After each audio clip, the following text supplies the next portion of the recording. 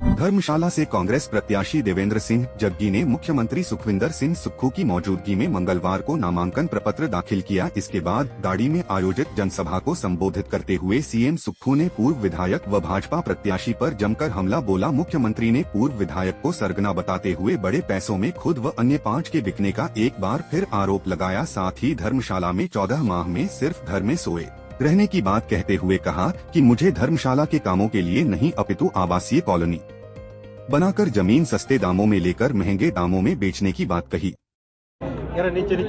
आज हमने धर्मशाला विधानसभा क्षेत्र से एक ऐसे प्रत्याशी को चुनाव मैदान में उतारा है जो पिछले 35 साल से कांग्रेस पार्टी का झंडा उठाकर कांग्रेस पार्टी की नीतियों को आगे ला रहे हैं।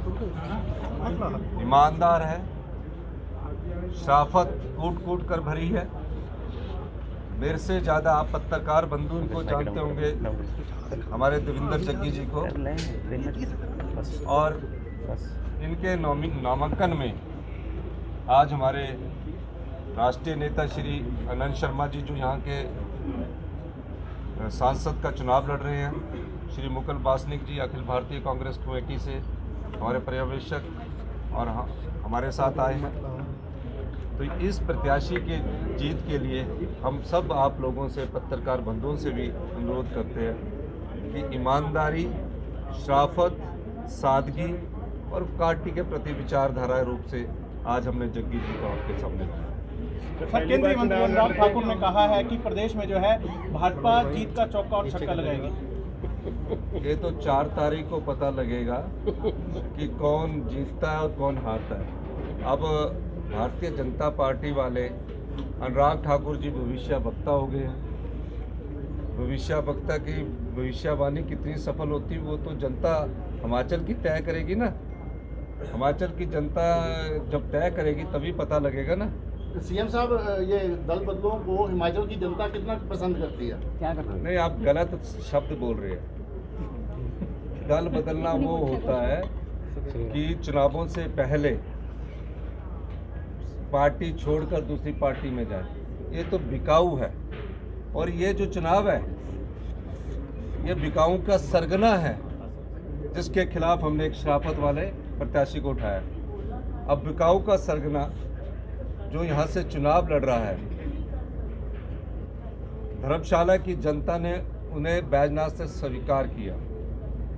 राजनीति में सेवा भाव से आना चाहिए, पर वो राजनीतिक मंडी में बिका है और अपने साथ 5 और विधायकों को भी बेचने के लिए उन्होंने भारतीय जनता पार्टी की राजनीतिक मंडी में सौदा किया है।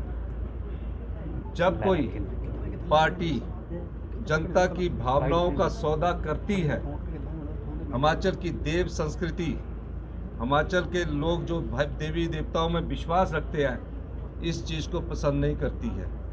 और जो बिकाऊ का सरगना है उसने धर्मशाला में आकर क्या क्या किया है, ये आपको आने वाले समय में चुनावों से पहले एक एक उनका इतिहास क्या, जो उन्होंने जनता की भावनाओं से खिलवाड़ किया, वो सब चीज़ें इनके सामने रखी जाएगी। मैं ये कहना चाहता हूँ, जहाँ से भी इस बिकाऊ सरगना ने, इनके अटैचिंग बहुत भारी है, आप जानते हैं, और घर भी बहुत बड़ा बनाया है। मुझे लगता है कि कहीं वहाँ पैसे रखने के लिए काफ़ी जगह है, पर ये लोगों की सेवा के लिए नहीं आए हैं, ये धन के लिए आए हैं। ऐसे व्यक्ति को धर्मशाला की बुद्धिजीवी जनता सबक सिखाएगी, और हमारे पास जो तथ्य आ रहे हैं वो बड़े ही चौंकाने वाले तथ्य इस क्षेत्र के जो बिकाऊ विधायक के सरगना है उसके बारे में। सर, क्या ये सच है? सर, ये क्या सच है कि विधानसभा के बाहर हीरे की पोटली पहुंचा करके विधायकों की खरीद फरोख्त करने की कोशिश की गई थी? हीरो की पोटली का भी पता चला, ये आपने ठीक मेरे ध्यान में लाया है जी। अब सबसे बड़ा जो विक्रेता था वो तो इस क्षेत्र का, विधानसभा क्षेत्र का, जो कांग्रेस पार्टी के हाथ के चुनाव निशान पर चुनकर गया हुआ था। पार्टी को बार बार धोखा दिया, बाई इलेक्शन आया तब धोखा दिया, लोकसभा के चुनाव में आया तब धोखा दिया, और लोकसभा में चुनाव में जो इनका इंचार्ज बने हैं, जो यहाँ भारतीय जनता पार्टी के, उनको ज़्यादा पता है कि किस प्रकार बेचारे, वो तो घूमने गए हुए थे, उनको बुलाया गया और उनको पिछले लोकसभा का चुनाव लड़ाया गया जो कांग्रेस पार्टी से प्रत्याशी बने थे।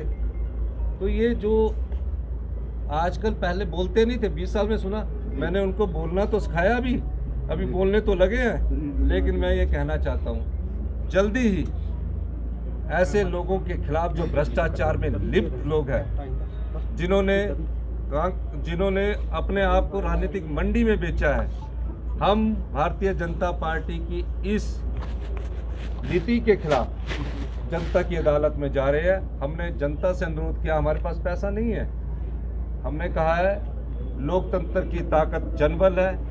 अब 1 जून को हिमाचल की जनता ये तय करेगी जनबल जीतेगा या धनबल हारेगा। सर सीएम के साथ साथ डायरेक्टर भी बन गए हैं, आप कह रहे हैं कि दूसरी जो भाग है वो बाद में आएगा, इसके कुछ बोलना चाहिए? मैं अभी रैली में भी धर्मशाला से संजय अग्रवाल की रिपोर्ट, कैमरामैन युगमार्ग टीवी।